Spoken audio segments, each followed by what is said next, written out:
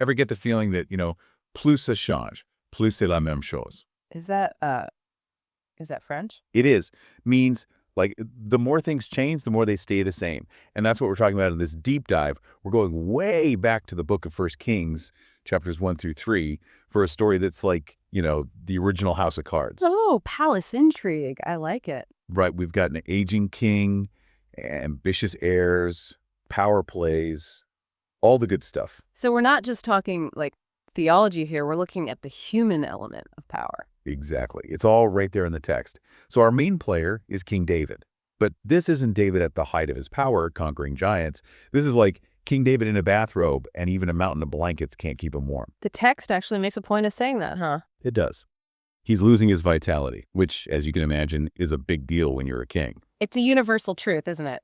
Whether you're a king or a CEO, when a leader shows weakness, people start making moves. Oh, yeah. And in this case, it's David's son, Adonijah, who sees an opportunity. He starts throwing these big feasts, gathering supporters, basically acting like he's already king. Bold move. But was it the smart move?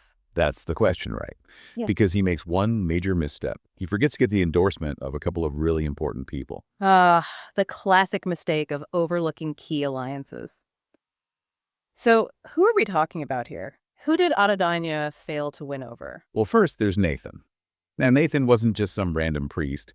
He was a prophet, a close advisor to David, and someone whose words carried a lot of weight. A major religious and political figure. Okay, and who else? Solomon. Yep, another one of David's sons. But this wasn't just sibling rivalry. Solomon was known for his wisdom, even at a young age. Leaving him out of the equation, big mistake. It shows a real lack of understanding about how power works, doesn't it? Totally. And that's where Bathsheba comes in, Solomon's mother. And let me tell you, she was not about to let this little power grab slide. Here's where things get interesting. What does she do? She goes straight to David. Direct approach. I like it. Right? She reminds him of his promise to make Solomon king, and she times it perfectly. Times it perfectly. How so? Nathan, the prophet we were just talking about, he shows up right on cue. Yeah. It's like she knew exactly when he'd be there to back her up. Wow, talk about strategy. It's like she's playing 4D chess while everyone else is stuck on checkers. I know, right? And here's the thing that gets me. We're talking about a patriarchal society. Women weren't exactly calling the shots back then. Right. So for Bathsheba to not only understand the levers of power, but to actually use them this effectively, that's pretty amazing. She knew how to make her voice heard. And it makes you wonder, was she the mastermind behind Solomon's rise to power all along?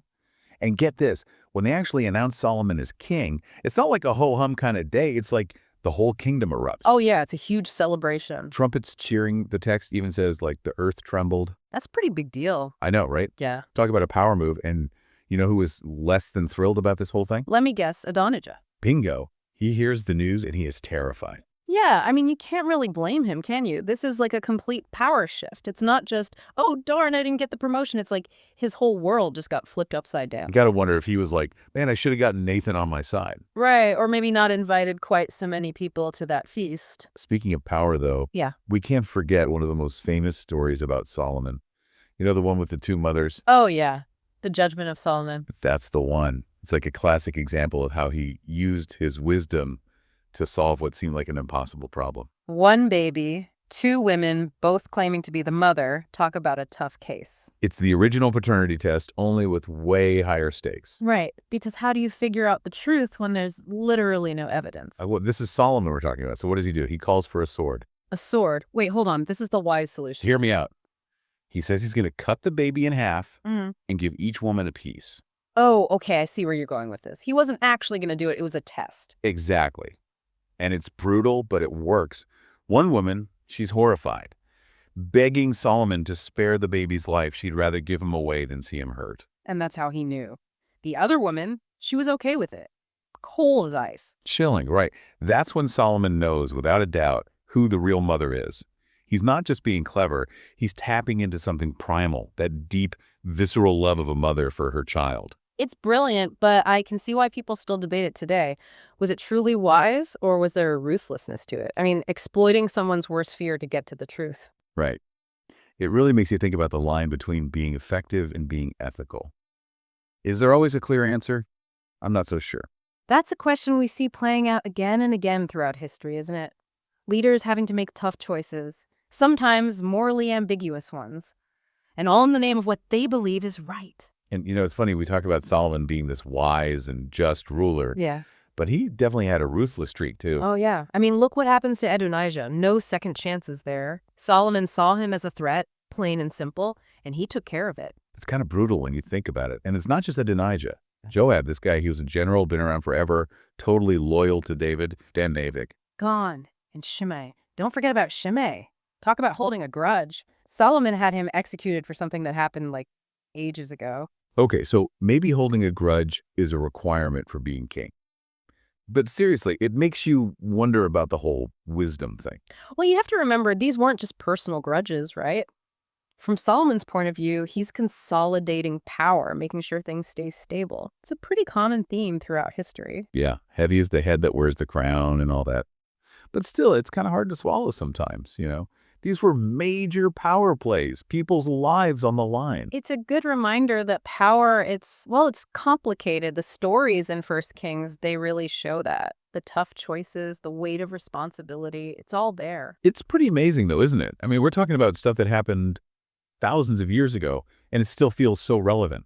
Totally. The whole power struggle thing, that never gets old. And that's what's so cool about these old stories. They give us this, lens to look at our own world, It's like looking in a mirror, only the mirror's been around for 3,000 years. Exactly. And it makes you think, right, what compromises are we willing to make? What are we willing to do to get ahead, even if it doesn't involve actual crowns and swords?